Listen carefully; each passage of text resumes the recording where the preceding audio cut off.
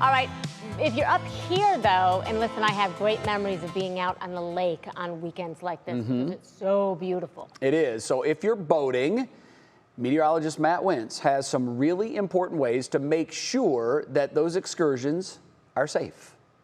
So there are really three main causative factors that lead to a lot of the boating accidents that we see, and it's boater inexperience, boater inattentiveness, and alcohol.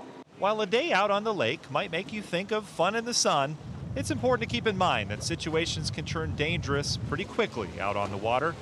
Chief Petty Officer George DeGenner with the 9th Coast Guard District says that boaters who are unfamiliar with their vessels or the waterway can easily cause hazardous situations. You don't know, how many people your boat holds. You find yourself overloaded, or you don't know exactly where certain channels or buoys or breakwalls are. You can find yourself in a potentially tragic situation. Awareness of other boaters and paddlecraft traffic is also essential. We've seen a huge increase in the amount of kayaks, paddleboards. It's a much smaller, less noticeable person, really, in the water. It's an object, but more importantly, it's a person on that object. Alcohol is another major concern out on the water. DeGenner says drinking and boating, well, they just don't mix. The movement of a boat combined with the effects of alcohol amplifies the impact that alcohol has on your body. So what you may be able to consume and still be functioning on land, pretty much cut that in half out on the water.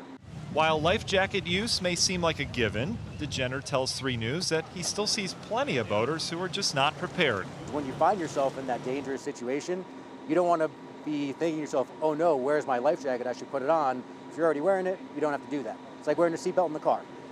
If you're not wearing it, it's not going to save you.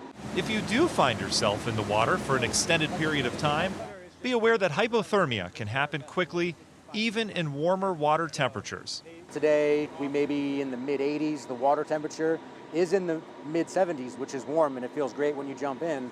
However, if you find yourself in trouble and you get separated from a paddlecraft or fall off a boat, you'll still experience those hypothermia symptoms and maybe lose ability to swim, lose function, and potentially drown within a couple of hours.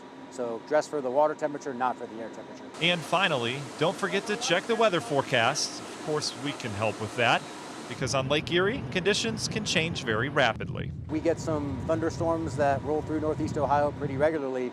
Because Lake Erie is so shallow, it also makes it one of the most dangerous of the Great Lakes, because the impact that that storm has can create a really dangerous situation, within minutes sometimes. So get out and enjoy our greatest lake this weekend, but be smart and stay safe.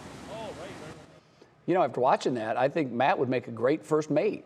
I didn't know Matt knew so much about boater safety, but thanks, Jay. I got a spare captain's hat. I know you do. Come along anytime you want. So I had big plans for the water this weekend. I've got my brother's in town. I got a lot of family members in town. My sister's here for my niece is getting married. We're going to do that. And then I was going to spend most of the weekend on the water. Right. And then, Matt had to churn up all these storms. But you know what? I want to give Matt credit. Matt told me Tuesday of this week, he's like, all the models are calling for a beautiful weekend, but I don't see it.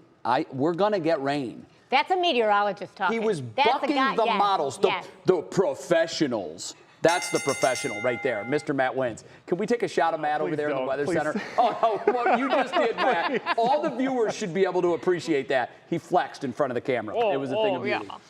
Nice, Matt. He always gets it right. He really does. He does.